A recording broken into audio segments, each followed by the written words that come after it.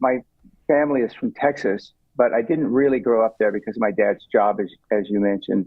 So um, we would go to Texas for summer break and Christmas as a kid. Both of my families are from ranches, cattle ranches. My mother from South Texas and my father from near Tyler in Northeast Texas. Hmm. And so Texas is kind of like this place I could geographically identify with and relate to, but I didn't really grow up there. So, yeah, your dad was a fighter pilot. So I have to ask also, when you're growing up, was that like the Yeah, coolest thing ever? Because that's like a dream for a lot I of know. like young boys, I feel like, right? Yeah, it's that or if your dad's a fireman, probably. Yeah. Yeah. Um, yeah, it was really fun as a little kid. I remember one of my favorite memories was um, when F-15s first came online. I think they were first put into service in 77 or 78. And my dad was asked to be a member of the first squadron to receive these brand new technology fighter planes. And it was the 8th Tactical Fighter Squadron called the Black Sheep in Holloman Air Force Base in Alamogordo, New Mexico. And one of my favorite memories as a kid, before our dads would be dispatched overseas, they'd have to go for a week or two sometimes. And one of my favorite memories is the all the kids of the squadron pilots. Our moms would take us down to the end of the runway, and we'd lay on the ground and look up, and our dads would come down the runway in flights of four, and they would do what's called a burner climb, which means they would throw the afterburners on and stick the nose straight up and go straight up off the end of the runway. And of course, they were doing it to impress their kids, Yeah. right? Yeah. And we were all completely impressed, so it worked. But I remember laying down and just the force of those huge F-100 Pratt and Whitney engines, just like literally pressing your head into the ground. It was really cool. That's Was that crazy. safe? I was I going mean, to say, is that allowed anymore? Probably not. This was a long time ago, so who knows nowadays? That's pretty phenomenal. I'm surprised you didn't go into aeronautical engineering or aerospace or something yeah. after with all of that. Yeah. It was super cool. Kind of seeing that as a kid, of course. Do you know how And do you know how to fly a plane at all? no, No. I don't. No, no. I feel it's best if I let someone else handle that. So, your dad was a fighter pilot. You moved around a lot, and I forget you might have already mentioned, but so you lived in a number of different countries, actually. Is that right? Yes, he had an embassy assignment in Amman, Jordan. He was the assistant military attaché to the U.S. Embassy in Amman in the late 70s. So when I was a little kid, I lived there for a while. And that was kind of an interesting time to be in the Middle East, even though I was a little kid, because Carter was president. And of course, he was very involved in Middle East peace concerns. And his Secretary of State, Vance, was very instrumental in bringing Begin and Sadat together. And it was that whole kind of chapter of history.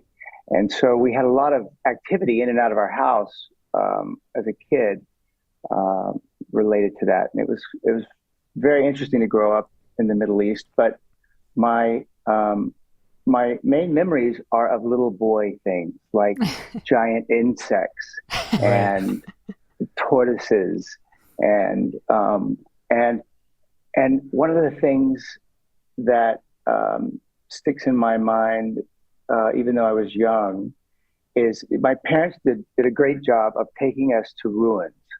And in the Middle East, I don't know if you've spent much time there, but you can't throw a baseball without hitting something that's 3,000 years old or 5,000 years old. Right. It's just so much human history there.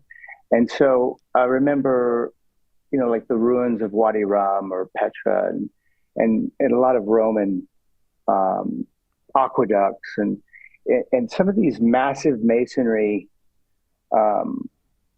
constructs millennia later, how they erode into the landscape kind of stuck with me. And I've always kind of found that even as a kid, like there's some kind of romance in it. I couldn't have consciously been aware of it at the time, but I think it sort of stuck with me. How long were you there for? A little over 2 years. Was it weird as a kid to go from Texas to Jordan? You know, it's kind of all I knew because I was a little guy then. I think I was like 5, 6, 7, maybe, yeah, somewhere in there, maybe 8, 6, 7, 8, somewhere in that range. And it's kind of all I knew, you know? Yeah. So it was interesting. And then later we lived in Japan, in Okinawa, Japan for 4.5 years. And those were more formative years. That was like age 10 through 15. And so I kind of had this interesting diversity of experiences growing up. That is remarkable. So when you were in Japan, like the education, this is diving into the childhood, but your education, was it all like English speaking, like peers that surrounded you in school and stuff, or did you learn Japanese? I have forgotten what few words of Japanese I learned. We went in Jordan, we went to the American school, my sister and I. And in Japan, we went to the Department of Defense dependent schools. The U.S. military has a school system, basically, called DODS, the Department of Defense Dependent Schools. And so that's where we went to school when I lived in Japan. And then I finished junior high and started high school in Tucson, Arizona, moving back stateside. I see. And I had read somewhere that you had, I guess, developed a pretty early interest in architecture, although I suppose when you're a kid, you don't really quite know maybe what architecture is, but that you would have a hobby of drawing house plans? Yeah, yes. I did draw house plans, and I was really into like planning. I loved aquariums and marine biology. When I was in Japan, I had 3 aquariums, and I would go catch all my little pets, you know, out in the reef, you know, snorkeling. And so I would draw like aquarium plans, and then later, like towards junior high, I got into drawing house plans. But ironically, I didn't really know what an architect was. I mean, my parents never had an architect, and I didn't really know that architecture was this thing. I was just kind of, as a hobby, enthusiastically, like in my room at night, you know, noodling on either Legos or later in junior high, kind of doodling on house plans. So I don't know what led me to that, but somehow I kind of landed on it. It's such a funny thing because myself and you and a lot of, I think, architects, when you're a kid, you like to draw or you like to play with Legos or Connects or whatever. You build things. And sometimes I'm always asking myself and our guests, like, where did that inclination come from? And sometimes it's really clear, like, oh, well, my dad was an architect or designer or this or that. But other times I have no idea. Like, it was just kind of interesting and fun to do. I'm in the latter camp. I don't know why, but when I was a little kid, I just loved Legos, and I guess I kind of came out of the womb, probably like you guys, with some predisposition to enjoy, you know, putting things together. I don't know. And the funny thing is that you would do these kinds of mini projects or exercises or hobbies. But when you graduate high school, you go to college and you go to Texas A&M, but you didn't start off by studying architecture. That's right. Yeah, I started off in pre-med, and biochemistry just completely kicked my ass, and I hated biochemistry. Wait, why did you choose biochem? That's like very specific. It's part of the pre-med, you know, undergrad course of curriculum, right? So you didn't really have a choice. And I think, you know, biochemistry is taught from the microscopic to the macro, right? And my brain, probably like yours, works from the big picture, and I can break it down as much as we need to, but my brain just does not work the other direction in a way. So I really hated biochemistry. And so at the end of my freshman year, again, not really knowing what architects did or that they really existed, I think I had some buddies that were in the College of Architecture, and I was so fascinated by what they were doing. I was like, whoa, that looks way more fun than this. So I switched over to the College of Architecture kind of on a whim, to be honest. And I landed where I was supposed to land, because it just, I fell right into it and loved it, and have been sort of myopically focused on architecture ever since that decision. And so when you made the transition, you had said you didn't, maybe you sort of on a whim, so maybe you didn't fully understand what architecture was or the profession. But at that time, it's not like you said, okay, I'm going to be an architect, capital A, I'm going to have this long career, I know what I want, I know my future kind of deal. It was really just seeing the type of work that was being produced, and probably the studio culture, I imagine, at the school, and saying, this looks cool. Yeah, it was. I really enjoyed the process. I had a couple of fabulous design teachers for my first year design studio classes, and a wonderful man named Alan Stasel, who was just a divine creative teacher, and a fabulous undergraduate advisor named Rodney Hill, who has spent decades inspiring young architects at Texas A&M. Really, really a fabulous mentor. And so I ended up going to Texas A&M because, for those of you who know Texas, it's kind of its own world down there. And you either go to University of Texas or you go to Texas A&M, and your family is from one side of the fence or the other, right? Really? And so it's a thing in Texas. And so my family is on the Texas A&M side of the fence, and three of my five uncles went there, and a couple of great uncles, and both my parents. And so when I was trying to decide where to go to undergrad, my dad, I will remember, took me aside and said, "Son, your mother and I support you going wherever you want to go, but your tuition check is going to be going to Texas A&M University.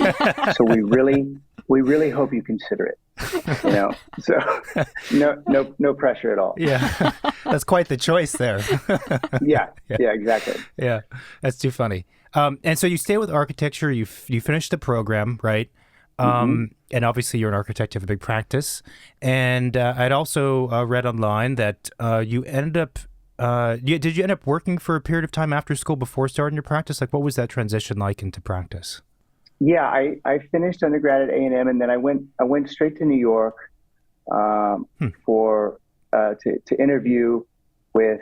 I put together this sort of dream list of people that I wanted to work for, which included Charlie Gwathmey, Philip Johnson, I think Paycobb Freed, and I had an interview with Skidmore Owings Merrill, right? Big names. Sort of like brand names, right? And Paul Rudolph. Paul Rudolph, really? Yeah. Wait, may I ask, so when was this? 93 or 94. Sometimes I think of Paul Rudolph as being a lot more Far in the back, past, but I guess not. He was still practicing at, I think, his address. He had this fabulous townhouse on Beekman Place. It was either number 7 or number 23 Beekman Place. I get confused because Auntie Mame's address on Beekman was one of those two, and Paul Rudolph was the other. So I remember as a kid, green, from Texas, going to New York City and going to his townhouse, and got in the elevator to go up to the floors where his office and house were kind of commingled. And one wall of the elevator had a piece of glass, and behind it in little rows were all these you remember those little green plastic army men? Yeah. They were like lined up across, almost like a Damien Hirst, pill capsule piece. and then you went up in the elevator, the doors open, and there's this like lucite wonderland where, he'd have bridges of lucite and walls of lucite, and you could see kind of through the layers, and his desk was at the very top. And he was a really lovely, grumpy old codger, and he offered me a job. And I had to decline it because he offered $125 a week. Oh, gosh. And it's not a lot of money. It was not a lot of money. And certainly not to live in New York City as a kid. So I ended up taking another job, and then went out. I ended up sort of still under Paul Rudolph's umbrella in a way, because I ended up with Preston Phillips, who was very, very close to Paul Rudolph, and one of his proteges. Paul Rudolph had mentored Preston, and so I moved, after being in the city about a year, I moved out to the Hamptons and worked for Preston Phillips, and had an extraordinary experience. Preston is, for those of you who don't know him, a really undervalued, extraordinarily talented architect who really falls under that third generation modernist rubric. And it was just me. It was Preston and me. And he had just was on the cover of Architectural Digest, I guess, like 94, 95, somewhere in there. His own house with this cobalt blue pyramid that goes down into the ground. And that was his studio. And so that's why I worked for over 2 years, learning in a very intimate way, because it was just him and me. And so I've always felt very lucky to have that experience, because I was able to learn kind of a broad span of how to do a practice. It wasn't just, if you're at Gensler, you might be doing garbage enclosures on a high rise for a couple years, and so I kind of had the opposite experience. Yeah. Being in the Hamptons, so you were in the city, like the city proper, for a year. That's such an interesting thing that you'd end up in New York City, but then go to the Hamptons for 2 years. I feel like that's definitely not typical, because the Hamptons, everyone knows the Hamptons has this reputation of being very wealthy, but it's also very secluded. It's very, very detached from the city. It's its own world. Yeah. Well, 30 years ago, 25 years ago, no one in their early 20s lived out there. I mean, it was kind of like, it was me and like a handful of other people. And it was very much seasonal. Your restaurants were closed in the winter, and, but now it's evolved, and it's much less seasonal. It's more of a year-round community. I think 9/11 really kind of changed the landscape in that regard. And this, pandemic that we're hopefully coming out of, kind of further pushed folks out to live there full time. Yeah. So you were there for 2 years, and you're continuing.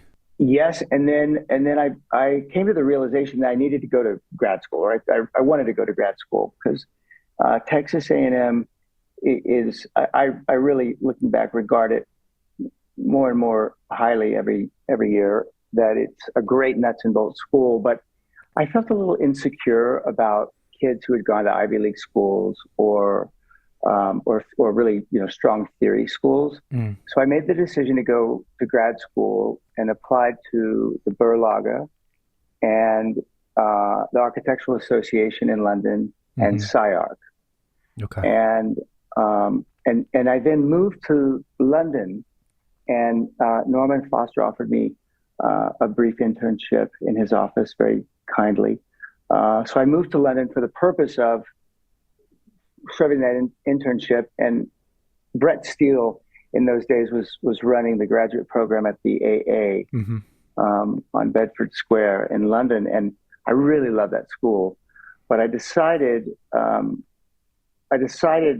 of last minute that I was going to do SYRAC instead, because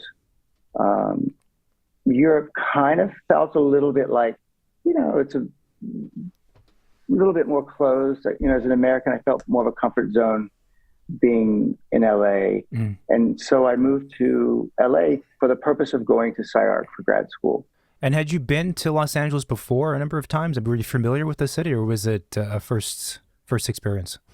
I had been a handful of times and had known Kelly Meyer, who was on the board at SYRAC for a while. She was really instrumental in kind of helping steer me towards SYRAC. It's a very, I say this in a loving way, it's a very unstructured program, or it was then. Brett Steele, I remember at the AA was, all the students were really kind of directed to study at that moment. It was, how can architecture speak to the information age? And so it was all about, these buildings that channeled that moment in history. And SYRAC was much more rogue and, you kind of do what you want and free-spirited. So I chose to come to SYRAC for that reason, and because I wanted to be back in America. Interesting. I mean, you had mentioned that you were looking for a school and a program to learn more about theory, and you listed the ones that are at the top of the list. And SYRAC is I don't know what it was like at that time necessarily specifically, but now, it's so radically different from what you've described about Texas A&M, and so radically different from working at a one-person office in the Hamptons, which has sort of conservative undertones to it. So what was it like being at SYRAC and making that transition? What was the program like? What were the people like?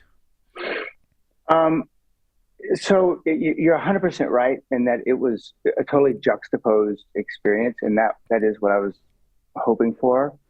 And I succeeded in finding it at SYRAC. SYRAC was started by a group of kind of hippie rogue professors that were disenfranchised with UCLA, and they kind of started this hippie architecture school back in the late 70s. And so it is very destructured in a way, and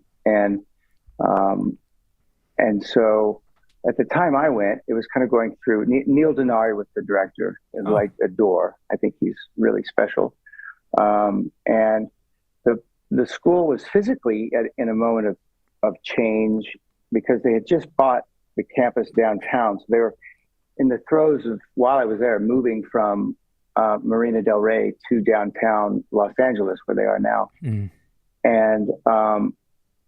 And so I really enjoyed the freedom, and had a good experience. I went back recently, and it's changed so much. All the kids now are doing these things that look like, a set of aliens. I didn't totally understand what was going on, but we don't either. Yeah, and now, to show you how old I am, now everybody has to come with their own 3D printer. Wow, it's a school. Yeah, it's crazy. That's crazy. Things change very, very quickly. So now, Tarantinoing this, you now have a very established, super successful practice. When you finished at SYRAC, did you immediately start your own office, or did you work under other people in Los Angeles for a period of time? Well, I actually did. I didn't even finish SYRAC. I was in my last, I think I had one semester to go, and I got hired to do a project for one of my best friends. Hired me to do a farm for him in the Hamptons on 14 acres. Wow. And so I was, kind of feeling a bit of pressure to perform, because it was a wonderful opportunity for a young aspiring architect. And so I talked to one of my professors, Coy Howard, who is just a divine human being. And he kind of helped talk me through it. He's like, look, you've got this opportunity that frankly, we'd all be happy to have. Why don't you focus on that, and then, just take a hiatus for a semester, and then come back and you can finish. And that was my intention. And I think officially I'm still on a hiatus. I never went back because I kept getting hired to do jobs. So I never totally finished at SYRAC, to be perfectly transparent. If you came back, then you'd be doing goopy alien stuff and be very different. Yeah. um, I know I would have a nervous breakdown if I was asked to go teach a class there, because I would feel completely insecure and not I don't think I'd be able to help at all. That is a remarkable opportunity to do you said it was a barn house or a house in the Hamptons on a 14-acre lot? Yeah, it was kind of a farm compound, and we put in a 2-acre pond that the intention was to make it look like it had always been there. Hopefully we succeeded. Yeah,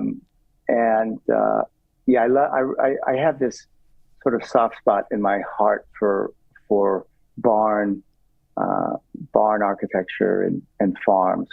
Really? Maybe that's something that comes from early childhood DNA with the Texas rural experiences.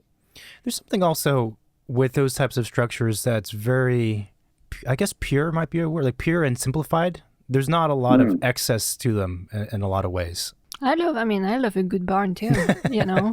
There is a charm, in the simplicity, and I think it feels like it's a useful building, and it's protective in a way, right? Like you're protecting the haze or the animals, or far back. How did this project turn out? It turned out I really love it. It was really fun to do, and it felt great to do it. I had a funny experience. Friends of mine, it's traded a couple times since I first did it, which was I think 23 or 24 years ago. Wow. And it traded about 2 years ago, just before COVID, 2.5 years ago. And friends of mine bought it. And which was delightful because it was sort of back in the family, so to speak. And they asked me to come and help them rethink some things. Some of the landscape had been denuded, and so I had a really interesting experience being invited. 20 at the time, 22 years after I designed this. You know you're getting old when, by the way. And it was really interesting to. All I could do was see these things that I would not have done that way, But I'm happy to say that it's still kind of in my life, that project. That's pretty cool. That's really cool. Well, if that was your first project, I guess, right, on your own, that's a hell of a way to start. And then I'm sure, like your teacher was saying, like a lot of us would like to have this project. I'm sure all the teachers are like, I'd be nice. I'd like to design something on a 14-acre lot. Wait, so did this project actually got you to get the next ones and the next ones? Like, is that kind of how it happened? I think so, Marina. Yeah. And by the way, I love what you said about the barn, because I agree with you so much. The barn, in a way, the barn is a very modern structure. Even though barns have been around for many centuries, it would be difficult for any of us as architects or engineers to come up with a more functional use of the material wood. It's very honest in its expression of structure, and I think there's something that's really primal in the appeal of barns. That's interesting. Yeah, I could see that. Those are great words to describe it. And I feel like sometimes in architecture that there's a tendency, for good and for bad, to maybe sort of overcomplicate. And I feel like some of the effort has to go into almost trying to get back to something that's a little more honest.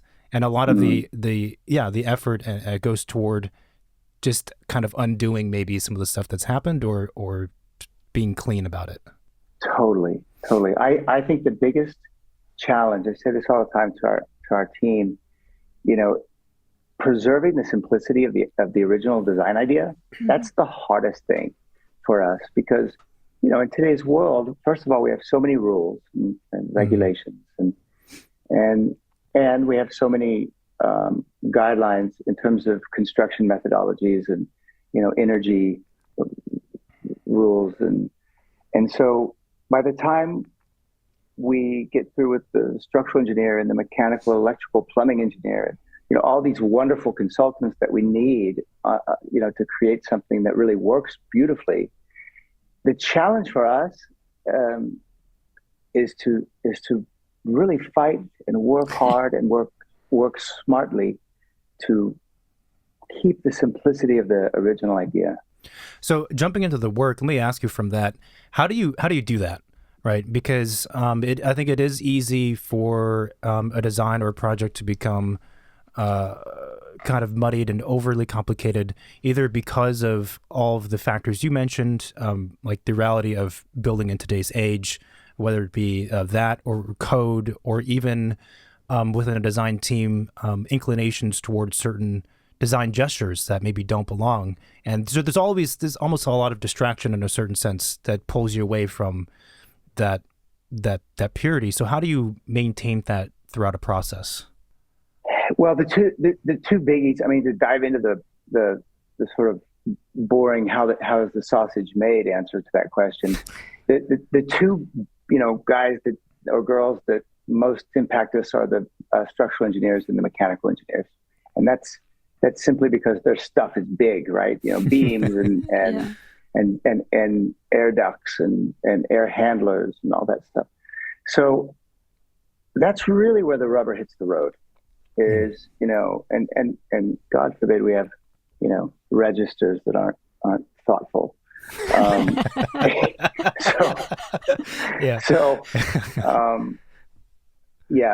That's really kind of the biggest ticket items, I would say, are working diligently with really talented mechanical and structural engineers. They have to be your teammates, to achieve something special. And I feel like that's becoming more and more the case as building systems and the whole process becomes more and more complicated, that the integration between the different team members, and you would throw in there the contractor at some point, is becoming more important, and is also becoming a practice model that we're seeing more often. Yeah, you mean to have these more complicated consultant teams? Yeah, to have everyone be like hyper integrated to produce good architecture.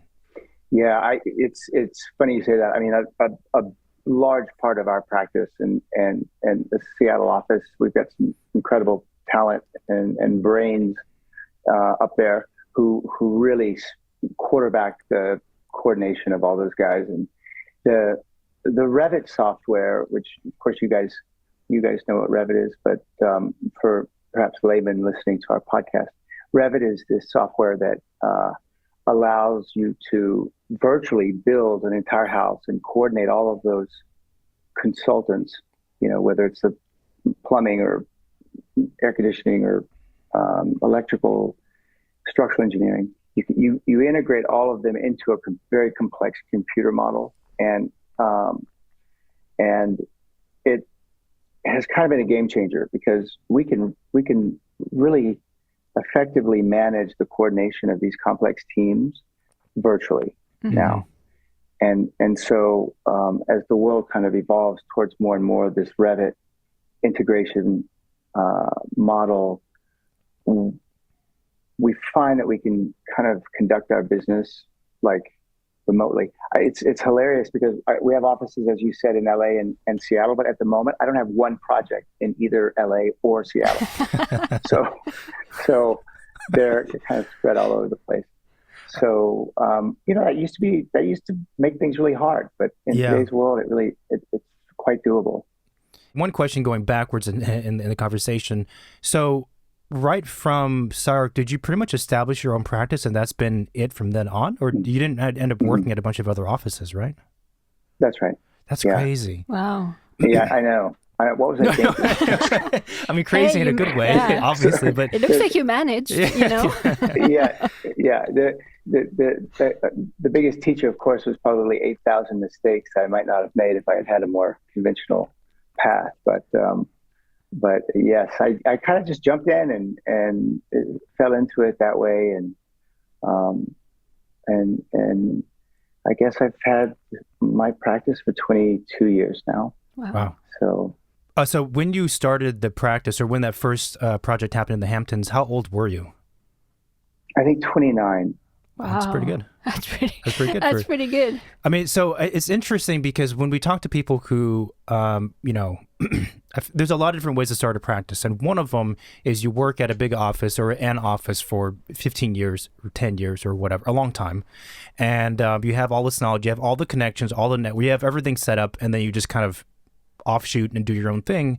And you kind of inject your own personality into it. But all of the business structures and even clients and even the methodology of design is kind of already there, and you're just kind of putting a different name on the thing in a way, which is very, and in those cases, guests will say, I learned X, Y, and Z from this office. I learned everything from this office. But when you do something where you're more or less doing your own business, start kind of from the beginning, like what was that like looking back so far, and what were some of the big things that you learned throughout that kind of just doing it on your own?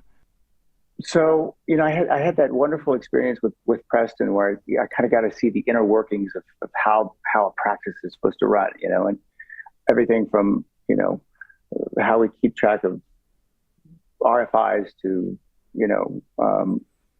coordinating with builders and doing construction administration. And so that was a wonderful teacher for me. And then the rest of it was kind of trial by fire. And I look back at, I don't know how I did it, because frankly, I remember looking at some of my early drawings.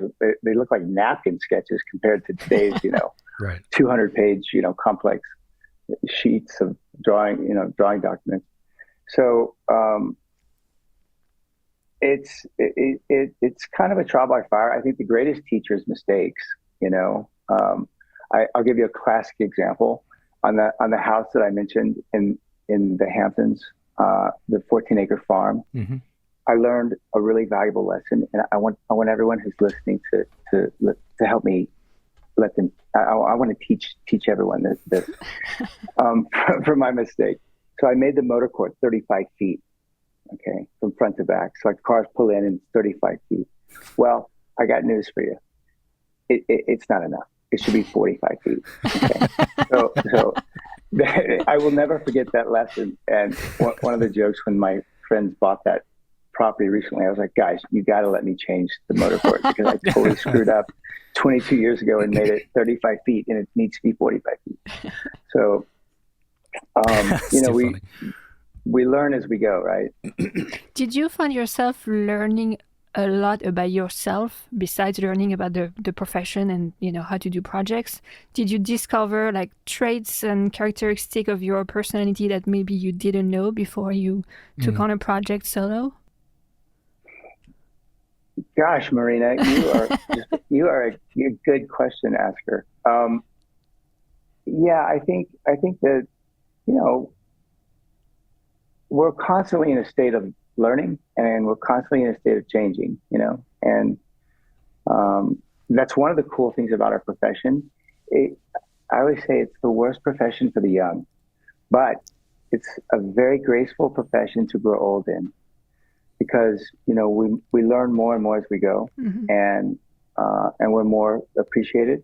So many professions, like I live in Hollywood, and as do you guys, part-time. And, in the Hollywood world, it's like, if you're 50, man, you're like old news, Yeah. And in architecture, you're sort of just getting started. And right. So there's something really graceful about that. Mm.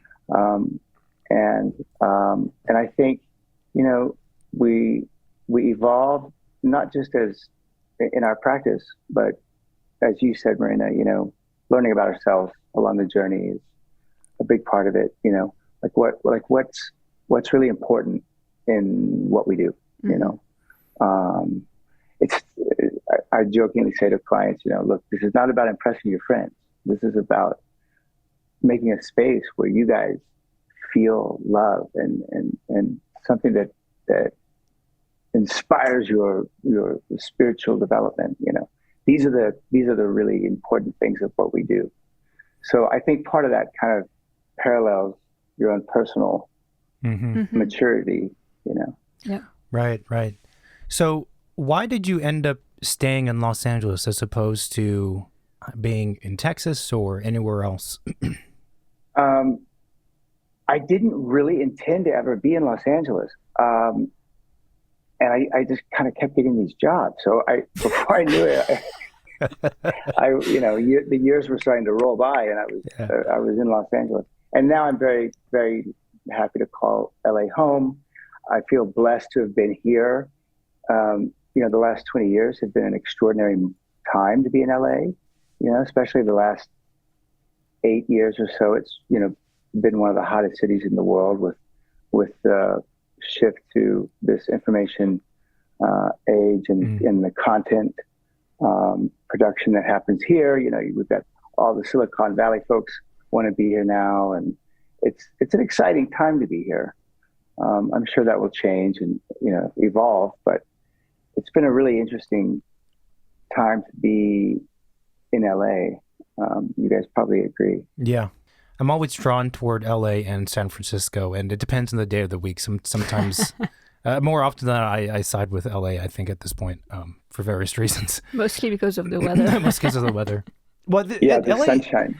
LA has a certain kind of energy to it, obviously, which is, if we're comparing the two cities, LA and San Francisco, LA is a bit more aggressive. There's a lot of people there who are trying to do something, whether... And obviously LA with Hollywood has a reputation of folks being superficial, but there's more hustle in the city. There's more action, and there's that energy to it. There's more dreams, and I think. Dreams, and it's something that at least I find more captivating than other places that don't have that. Yeah, it's like the what's the song about New York? If you can make it here, you can make it anywhere. Right. There's a little bit of that, right? It's not the warmest and fuzziest place at all times, but I have this theory though that you really, LA's a terrible city to go visit. It's just not a good city for tourism, so to speak. You got to get inside people's houses and get to know what's going on, and unlike in New York or London or Paris or probably San Francisco, you're like this with other people all day long, right? You can't help but meet people. When you're young, you're in the subway, you're on the street. LA, everybody's in their car bubble. Yeah. Right? Yeah. And so you don't have that physical interaction, which is weird. It's probably, for a city of its size, it's probably unique in that regard. It's hard to kind of find your footing. And I always say it to people who move here, it takes a long time to really establish that, your peeps, your tribe. Mm-hmm. That's interesting. Yeah. Yeah. I think you're right. That is one of the more bizarre things about a place that is so high profile, so large, and has so many things happening that it functions that way. So talking about your office, so how many people do you have working your office today? Like, how big is the operation? We just had a couple of new folks join this week, and I think we're up to like 30 or 31 in total. Wow. And that's split between LA and Seattle. Yeah, it's pretty much 50-50. I think at the moment we've got a few more folks in Seattle than LA. Really? Wait, but the LA office was the first one, right? And so when did the Seattle office come around? So about 8 years ago, I was asked to do a house in Seattle. On Lake Washington. And when I started doing the house, I asked a local, boots on the ground architect of record, who my client helped me find, to come and kind of be my eyes and ears, since I was down in LA. And we got along fabulously. A fellow named George Wickwire. And he was part of a firm. He had come from he used to be one of the partners at Callison, and was used to running these really complex commercial projects with a firm of 900 people, with offices in Austin and San Francisco and then Seattle, and he was really brilliant at all the stuff that I missed that we talked about earlier. Like all of that complex integration that somebody probably learns better than I did working at a Gensler, Right. Mm-hmm. And so he was just a wonderful blessing in my life. And so we got along great. He's a little older than I am. And he was kind of, that project finished successfully. And then I asked him to help me on another one and another one. And we just got along really great. And so, beginning of last year, after talking about it for a couple of years, George is kind of at a point in his career where he's done a lot of big, exciting things, and he kind of likes the idea of doing more bespoke, quality work that's in the vein of what we do. And so we made the decision to formally join forces. And so Scott Mitchell Studio acquired his firm, and we're all under one banner now. And George functions as my managing partner and sort of COO. And we have two other partners, one in LA and one in Seattle, Max Lavitt and Chris Ford. And the way we structure our project coordination now is that LA is sort of the creative, ground zero, and Seattle is the technical ground zero. And so for each given project, we'll have a project manager from the LA team, and a project manager from the Seattle team. Wow. And so we have creative and technical coming together for each project. And it's been a pretty successful strategy. That's kind of that's how our sausage is made. That's how we do it. That's very interesting have the split in a way, just to make sure that both sides are satisfied and working together very well, instead of putting everything on somebody's shoulder and here you go, good luck, make it work. Wait, so when did this new kind of way of working happen formally? When was it formalized? Was it just a couple years ago, you said? Yeah, well, I mean, we formally all went under the Scott Mitchell Studio banner at the beginning of last year. Okay. And I think first quarter. But it's important to point out it was kind of an evolution that happened over the last, I guess, really eight years, in working as I got to know George and his team. It's kind of evolved into what it is today. That's pretty amazing. I guess I kind of assume architecture offices, they are most often local. All the people are local. Everything's like in one house, and the people that are on your team are literally in the physical same space, and if not right across from you, across the other side of the desk.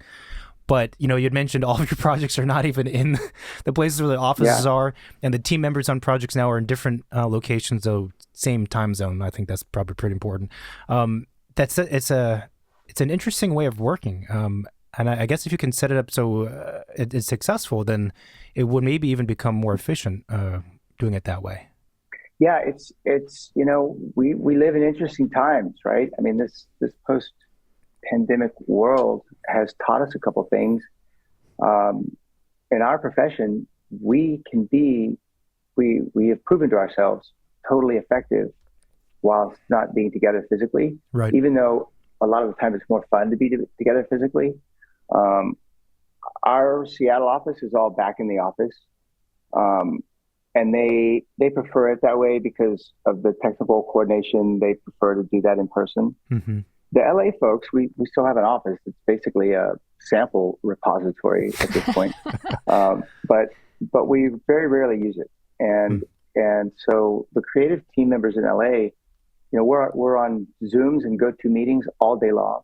We even have a team member that moved recently to Belarus, wow. Arthur Cisneros, and who runs our visualization team.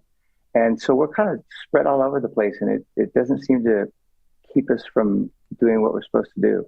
Yeah, amazing. That's pretty cool. You mentioned you don't have a project in Seattle nor LA right now. So where are the current projects you guys are working on? Well, coincidentally, we have 4 in Aspen. Wow. Aspen is kind of, as you guys probably know, it's blown up in this post-pandemic world. And we have a couple in Miami, We have a modern farm that we're working on north of Toronto. Wow. We have a really exciting project that is out in the middle of nowhere in the Utah desert, in this very isolated canyon. It's fabulous. And we have a project that in the Caribbean, in Barbuda, that's been under construction for a couple of years. And we're working on a boutique hotel on an island off of Australia. And what else? I think that sounds pretty good. So when your studio started, I'm gonna assume that most of the projects were in the kind of LA, Southern California region, right? Yeah. That's right. So I guess there's a couple of things.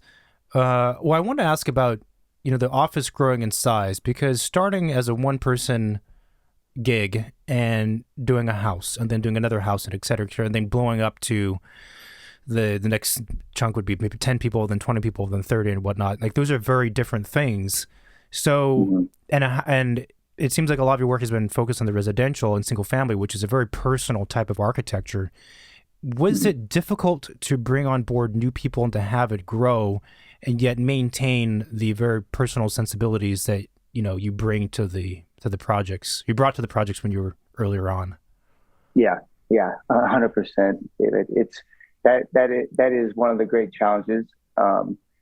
We've made, at the partner level, we talk about this a lot. We've made a decision that we want to focus on quality control and not making more money. And we actually think that making more money in the long run is contingent on maintaining quality control now. Mm-hmm. So we say no a lot to projects because we want to make sure the ones that we do, we really end up with something that we're very proud of. What things in a prospective project and prospective client would cause you to say, this is not really the right fit? I don't think it's going to work out. So I always say there's three kinds of compensation for us. Okay. There's the money we get paid. There's the quality of the relationship that we serve, because we're selling a service at the end of the day, right? So in other words, it's got to be good peeps. We don't, life's too short to not have good people on your journey with you. So that's number two. And number three is, what is the creative opportunity here? Is it something that we can really get excited about? So we gauge those three dynamics, and that's usually what leads us to a yes or no answer. That's interesting. I like how clearly you think about it too, because obviously you need money, and the profession, generally speaking, is not very good at like understanding that side, that third. But assuming you're okay there, it's kind of remarkable how quickly those other two, even actually the relationship one you mentioned, the good peeps, how that one almost surpasses the others on some days. It's like, it's not worth it. It's not worth it. It's not worth it.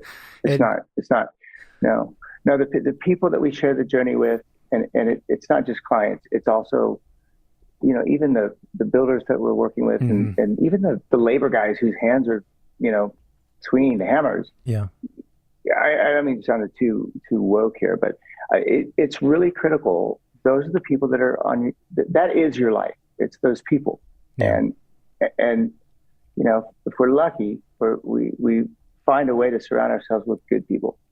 And I think that's a great mentality, especially for an employer to have, the head partner and the founder of the office, because that trickles down through the office for sure. I mean, and not just, well, actually in terms of office culture, but then also who you're working with, working for, it all kind of gets ingrained, I feel like. Yeah, we really try to create we use the word family a lot. We try to create, this support group that that's really important, I think, to all of our team members. That, I think it's one of the things that we all enjoy about this firm is that we're here for each other. I did want to ask you about Sandy Gallen, if that's how you pronounce his name, because he seemed to be a very important figure in your life, professionally and perhaps even personally, I don't know. having read the foreword in your lovely book that was written by Paul Goldberger. Can you explain to people like who he is and how you met him and how what he meant to you and for your office and projects and everything else? Absolutely. So if you're really, really lucky, at least once in your life, somebody comes along that really changes your life.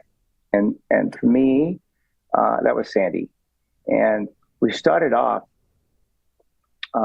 we met when I was in the Hamptons, through one of the only other people that was in the Hamptons, in their early 20s, was this guy a lovely fellow named David Ryan, who was the artist, the painter Ross Bleckner's assistant.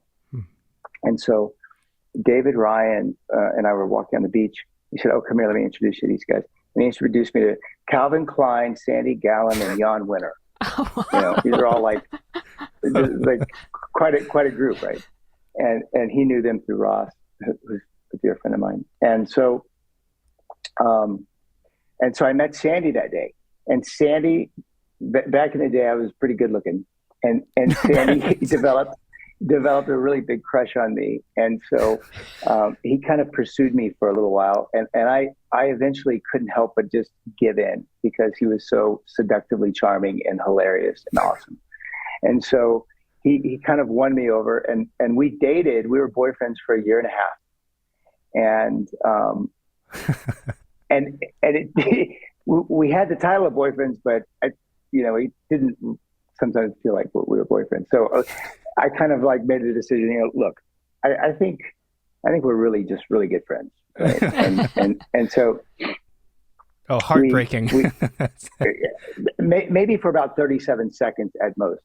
And so Sandy, we nothing ever changed. The next day was like the first call in the morning and the last call before I went to bed, and a million calls in between every day for 25 years. Oh, wow.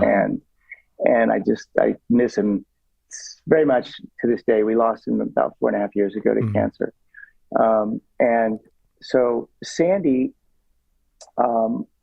was my kind of entree to a whole world of people, a whole cast of characters that I was very, very blessed to have met Sandy, because he knew everybody loved him, and he was kind of a peddler of influence, and was able to, through his support of me, kind of get me out there and expose me in a way that I was very, very lucky to have that. And he was my first client. It was his farm in the Hamptons that that I first was hired to do, and so he gave me my first start, and I think I did 9 projects for Sandy. Wow. But then, and this is across a span of many, many years, and then in the last 5 to 7 years of his life, Sandy loved to decorate, and he was a genius when it came to interior design. And he had a sense of like this Hollywood style that was just, everyone was just completely into it. And he was sort of a legend in Hollywood and in New York social circles for his homes and the way he entertained and the ambiance he created. He was a master and an incredible teacher. And so in the last 5 to 7 years of his life, interestingly, he was kind of retired from show business. He had been, a very, very successful manager of talent in Hollywood and producer of stuff. And he kind of retired from that. And we were hired, I think like 5 times to be a team. We were hired separately, starting with Jeffrey Katzenberg. Jeffrey and Marilyn were our first victims. And Jeffrey, I think, had this wacky idea that David Geffen supported. He said, "Look, hire Sandy and hire Scott." And so I was the architect and Sandy was the interior designer. but really we were a team. And so we did quite a few projects together, I think 5 in total, towards the last years of his life. And it was just really fun to collaborate with him. And the last house that we finished, which was completed really just months before we lost Sandy, is the house in Malibu that just sold for $177 million. So it was $177 million. Wow. Yeah, the most expensive single-family house to ever trade in America, other than Ken Griffith's New York apartment. So, so Sandy was just an incredible talent and a very meaningful part of my life, and that's kind of the answer to that question. Oh, that's remarkable. That is remarkable. Sorry that he passed, but it sounded like you guys had something really wonderful. So did he like transition? I mean, it sounds like he did a lot of different things. So in those partnerships, he was hired to be like the decorator, the interior designer, essentially? Yeah, kind of.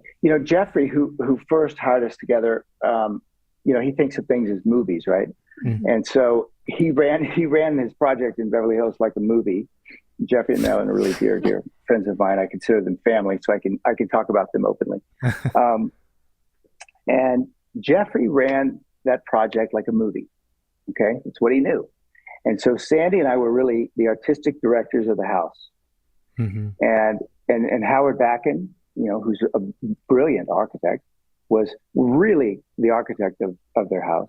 Mm. And Mark Rios, who's a genius architect and landscape architect, was really the landscape architect of the house. But Sandy and I were kind of the artistic directors of the movie. And so every Wednesday at 7 a.m., Jeffrey would sit here and I would sit next to him, and the builder would sit to his right. And we would kind of navigate through all the decisions of the week. And so that kind of started the ball rolling. It was really Jeffrey and David Geffen's invention to create this team, and it was a lot of fun.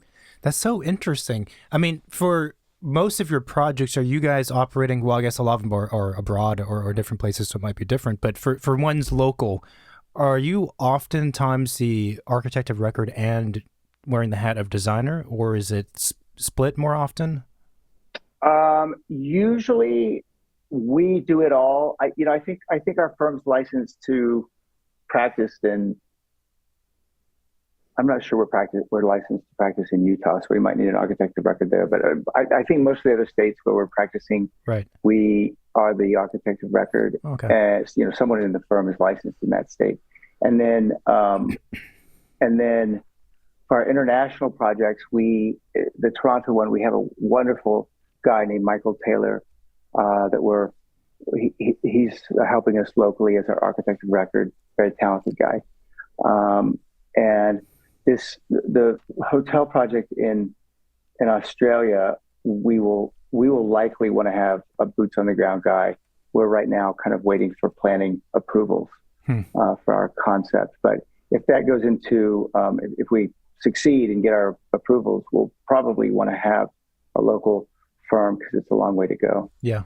It's interesting because, when you mentioned that the project in Malibu and like Mark Rios, I'm like, that's interesting that you guys would be the creative or the, artistic director team. It's a different approach.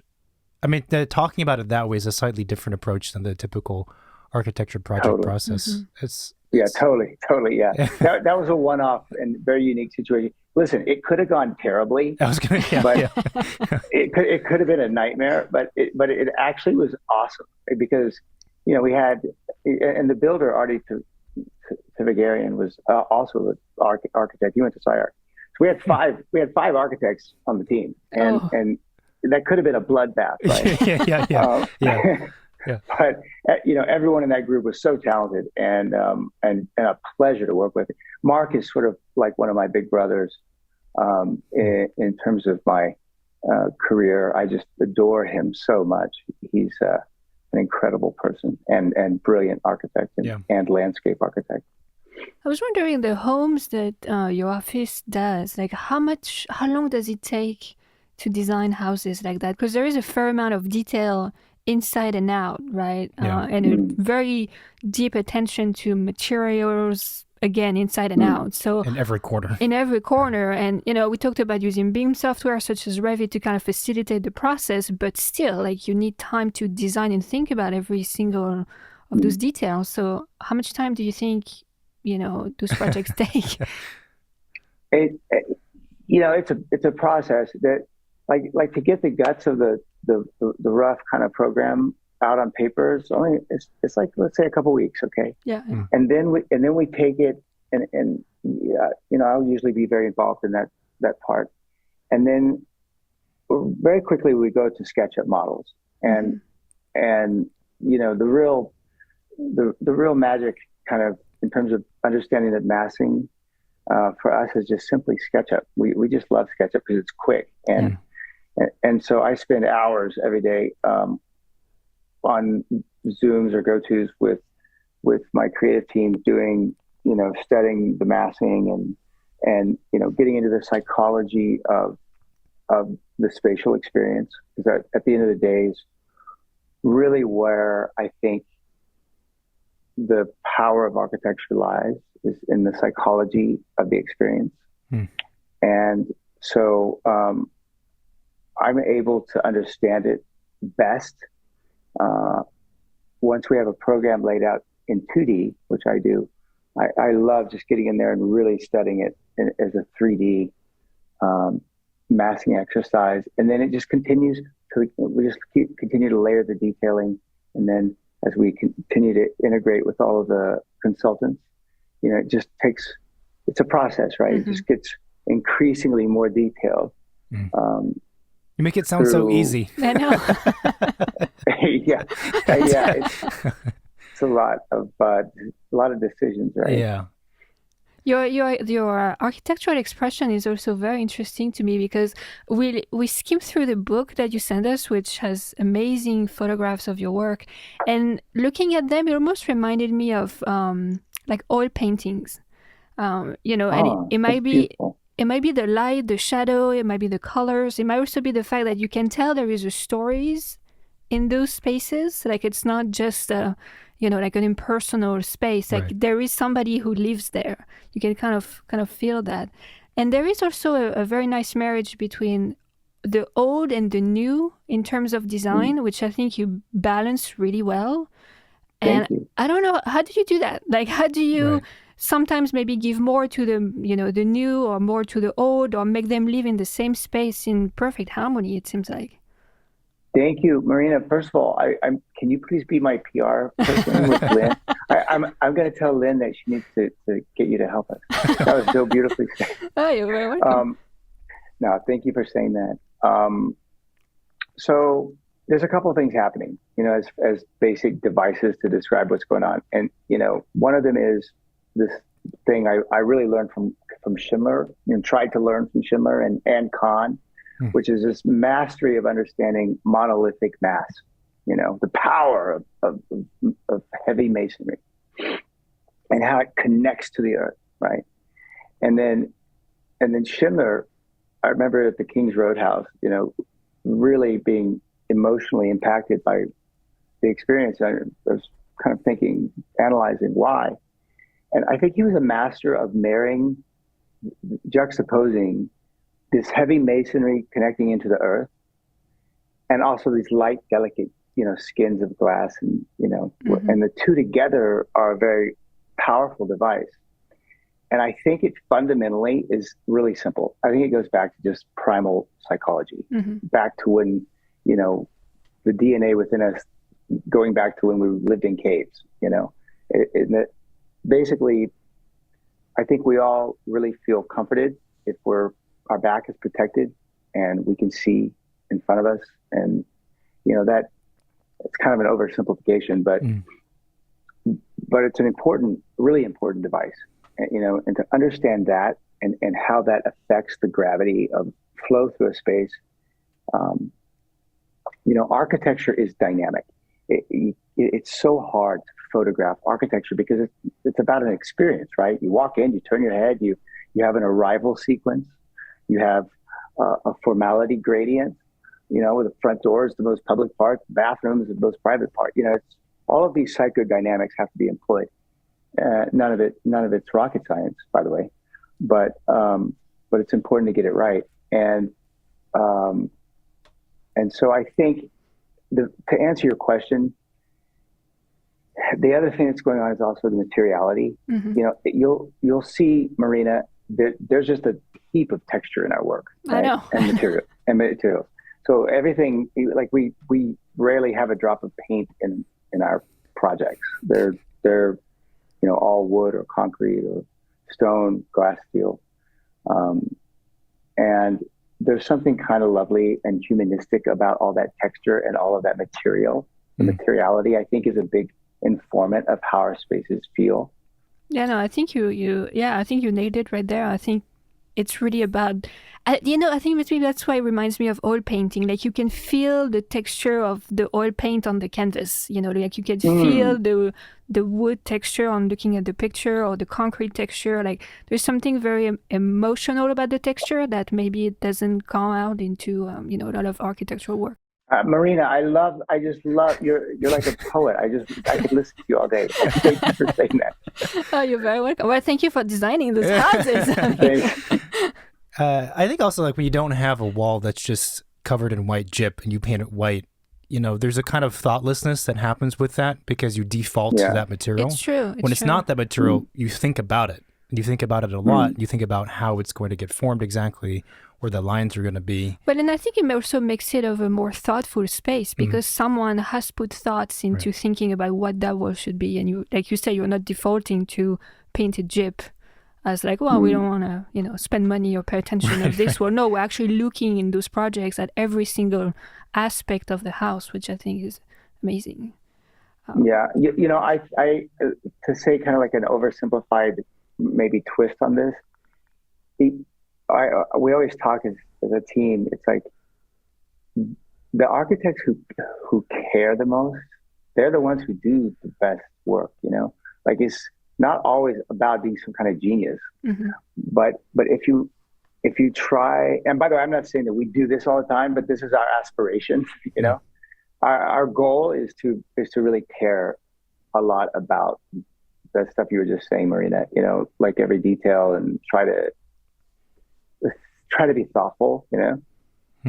That's what our aim is. One of the interesting things about the blurb that Paul Goldberger wrote, and then Michael Webb, I think, was the other person. I'm getting the two kind of articles mixed up in my mind, but there was a lot of discussion about your work in relationship to other architects, other work by other architects. So, names like Schindler, you mentioned Schindler, like Frank Lloyd Wright, Louis Kahn, Paul Rudolph, these kinds of figures. And something I was wondering is, in the process of creating the homes that you've done, maybe this has changed for you over the years also, how present are or were those figures in your mind? Like, were you always like a big student of architectural history, and when you're doing something, you think, okay, I'm drawing on this person, I can see more consciously there are parallels? Or is it more like that they just influenced you, and whatever you feel was right in the process, that's what you do, and if those influences happen to be there, they happen to be there? So the two that I'm more consciously aware of are Kahn and Schindler. As a kid, I remember Kimball Art Museum was one of the most profound experiences I've ever had. When I was just starting the architecture part of undergrad, and I went up to Fort Worth, and wow, you can have this experience, this emotional experience from a building. What's that about? And then later Schindler, but I think Lou Kahn is my idol. I just think he's the greatest thing that's ever lived in the front of architecture. And the references, but Paul Goldberger so graciously he's the genius wordsmith of all time. He drew some parallels to Frank Lloyd Wright that I had never really consciously thought about. So that was less of an intentional thought process on my part. But they're all compliments, by the way. I'm flattered to be for sure. compared to any of those guys. It's interesting for me. I think the larger question from where that's coming from is the relationship between like the critic or the writer and the person who's an observer, let's say, versus the creator, the person who's producing the thing. And it's so funny that sometimes things, when you look at architecture or whatever work from a distance, certain patterns or parallels are like really, really clear. But in the creative process of doing it, that's not always the case. Maybe that's the case sometimes, but a lot of times it's not. So, David, what do you mean exactly? That a critic can look at a piece of architecture and dissect it and say, I see these parallels. This person's being influenced by this work. And I'm not talking about Paul Goldberger specifically, or say these things, but I'm always curious to hear from the person who created the work, like, was that the case? Was this conscious to you, or is this someone else interpreting it that you never thought about it that way before? Both. Yeah. I think both. For me, the goal, like the conscious goal, is what is the quality of the experience? Okay, so the quality of the experience for the person who's going to be walking through that space and living in there, and so, Marina, you said it so beautifully, like to have that feeling of living in an oil painting, where you have the emotional quality, which I think at its highest potential, architecture has the ability to influence our spiritual, growth and trajectory. That's when you really have something magical, if you can create that. It's tough, I feel, sometimes, because what you just said, I think a lot of architects would agree with, and that is like the ultimate goal. But sometimes when you say it out loud to non-architects, they're like, get out of here, come on. Like, don't be so dramatic. But I'm like, no, but it's possible. It's possible. Like, we can do it. We just have to. Well, I think it's because these people haven't experienced it yet. Maybe. Send them to the Kimball Art Museum. Yeah, no, it's true. Because if you've experienced it once, you could understand how a building or walls can, interior or inside your body move you, right? Yeah, I agree with you, Marina. How good is Louis Kahn? I've not been to the Kimball Art. I've been to the Salk, but I was blown away when I was there. Yeah. I was like, this is another level. I literally just had tears streaming down my face when I saw the Salk. It's so good. Yeah. That fucker was amazing. Yeah. I mean, it's just there's no one that understands or understood material like him, and just such simple elegance and these strong, bold strokes, and yet it's completely minimal and simple. Yeah. Yeah. You said earlier in the interview that your years in Japan were very formative to you. Do you feel like they were formative in, maybe shaping what kind of architect you are today? Or like, was there any influence from what you've seen or experienced in Japan that translate back into your work today?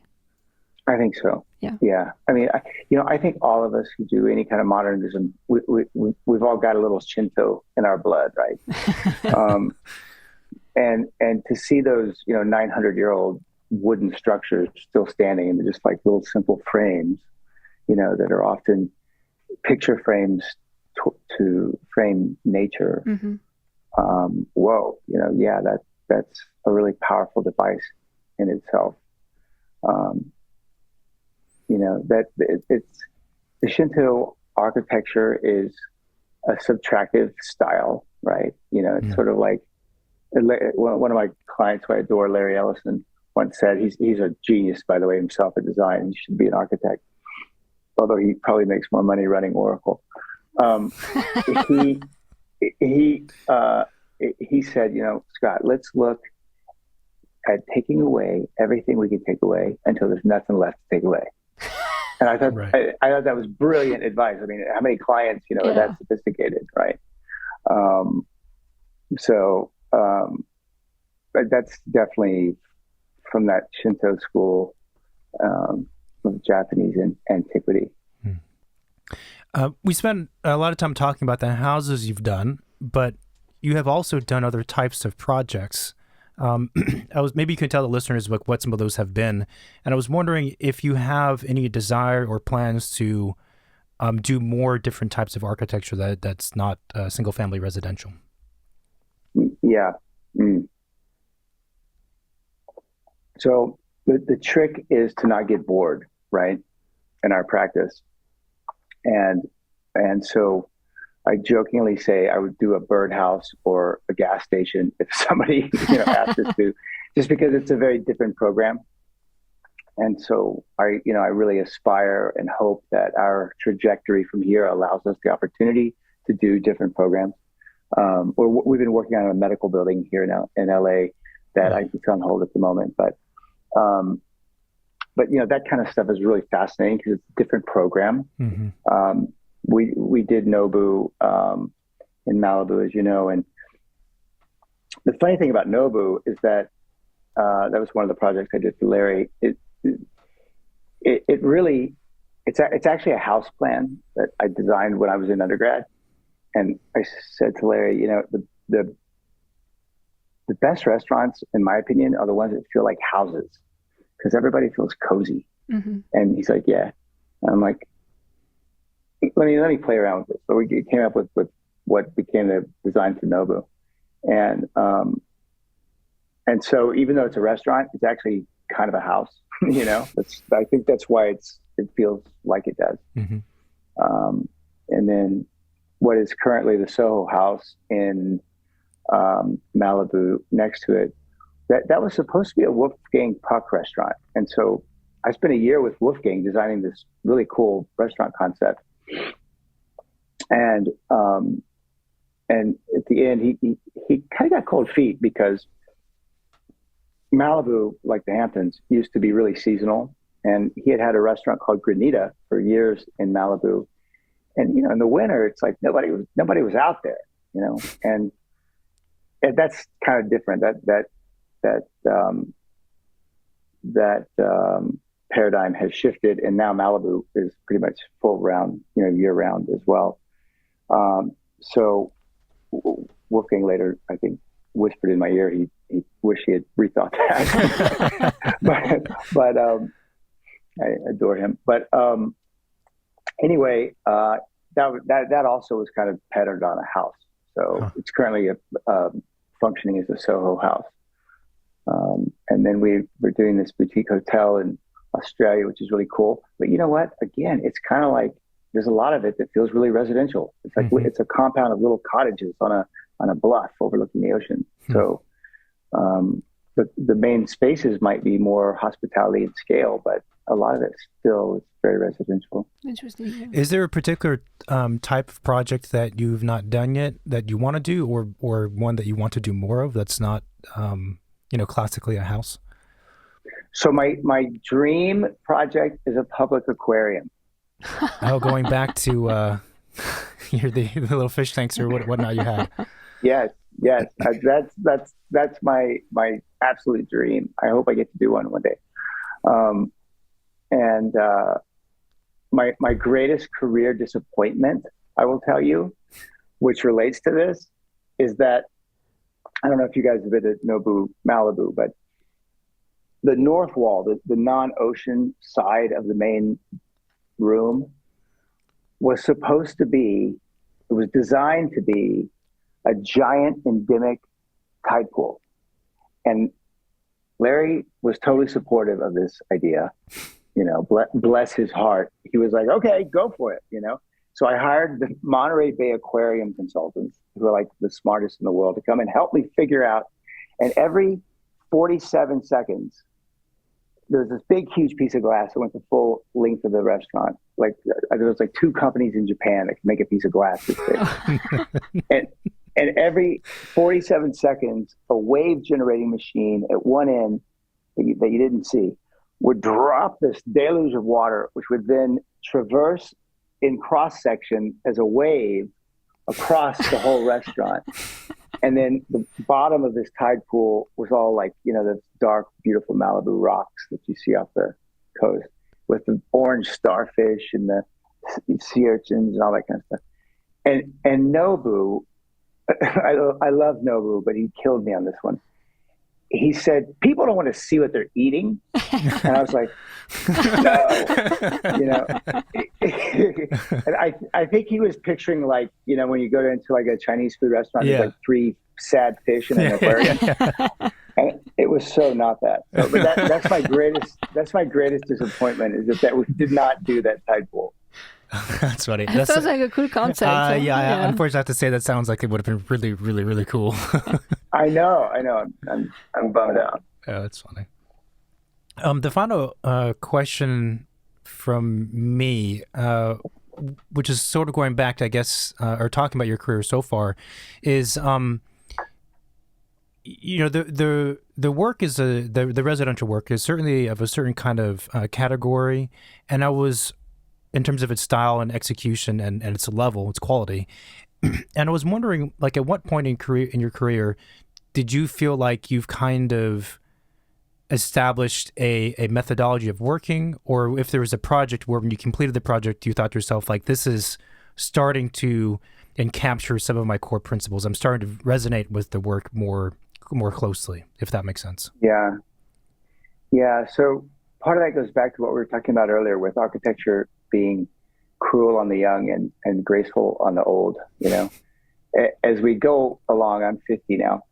As we go along, fortunately, clients seek us out to say, hey, will you come and do for me what you do? In the beginning, you kind of, you're lucky to have a chance to do anything, right? And so I always thought each next project, even if there's a little tiny morsel of something really interesting and meaningful that we advance, then we're succeeding, which is, you kind of have to be patient because it takes a long time. But I think, that, finding your soul, so to speak, as a designer, it's something that, kind of like what Marina was saying earlier, it parallels your own personal trajectory, and it's something that grows and evolves your whole life. Like what the two of you and I are designing tomorrow, it's going to be different than what we design 10 years from now, because we're going to learn and grow, in that process. I love it. Yeah. My last question for you is, what is your favorite place in LA? Could be anything. Could be the beach. It could be a restaurant. It could be a room in your home. It could be anything. My favorite place in LA, if we can include Malibu in LA, yeah. My favorite place is my friend's house, which I had nothing to do with. It's Harry Gessner's Cooper Wave house that my beloved friends, the Austins, own. We just lost our dear Joyce a few weeks ago to cancer, but their beach house is my favorite place. I think it's so enlightened. And Harry Gessner, who still lives next door, by the way, at age 90, I think he's 95 now, is an absolute genius. I adore that man and his talent. So if you guys haven't seen the Cooper Wave house, you have to look it up. It's spectacular. We'll have to take a look. Awesome. Well, Scott, this was really, really great. Thank you so much for taking the time to come on our show and let us have this conversation with you. Sure. And as I said to you guys when we first met, I love that you're doing this. Thank you for doing it. It's at the end of the day, there's something bigger than our own practices, and that is our profession. And we all kind of have a responsibility to band together and support each other and build our profession. And so I applaud what you guys are doing, and thanks for having me. Thank you, everybody, for listening to this week's episode. If you like what we're doing, if you liked this interview, then please support the show by leaving a review in the Apple Podcast app.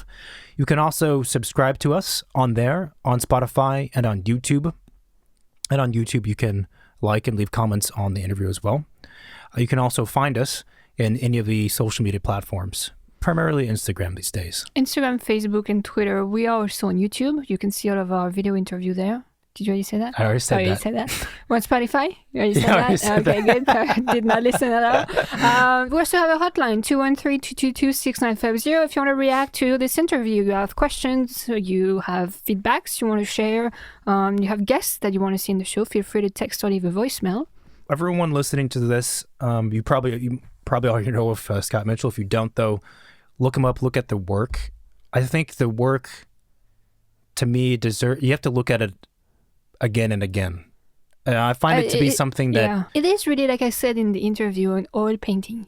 You can't judge by glancing at an oil painting. You have to appreciate, the gesture of the brush and what color has been put where. Like, it's a very complex composition. And look it up online. There's also a book that was published with his work that is really beautiful. Yeah, and now we're just talking about his work, but that's fine. But in the old and new sides to the work that you also mentioned, that's mentioned in the foreword, about the work somehow being tied to, obviously it's modern, but also being tied to an older past in a way, and it feeling comfortable like a home, is an intriguing kind of mysterious quality, because there's a lot of modern or contemporary architecture, single-family residential homes that hits all the high marks. It's really cool, has good materials, has good spaces, has good form, all that stuff. But there is a certain kind of thumbprint quality to Scott's work, which is why, again, I think looking at it for a longer period of time, that there's something there. It's like, why does this home feel this way? And all the ways that we described, as opposed to other projects that are done by other architecture, other homes that have the same materials, they're in the modern classification in terms of style, but they don't. Yeah, and it's kind of reassuring to me to see his work, because I feel like sometimes I'm very attached to old things. Like, I appreciate older architecture, older design, maybe because I'm from France, I don't know. But in other times, I also really love like brutalist, modern, cold, minimal things. Yeah. And being able to see work where you could find ways to weave the two with each other, to me, first it's reassuring, and so it makes me feel better. It's like, okay, there is a way to make it work. You don't have to choose black or white. You can blend things. Right. It's just a matter of practicing to do it well. Yeah. So if you listen to the interview, I think if you listen to the interview and then look at the work, I think you're going to understand a bit more about it. Great. All right, more to come. Stay tuned. Talk to you soon. Bye. Bye-bye.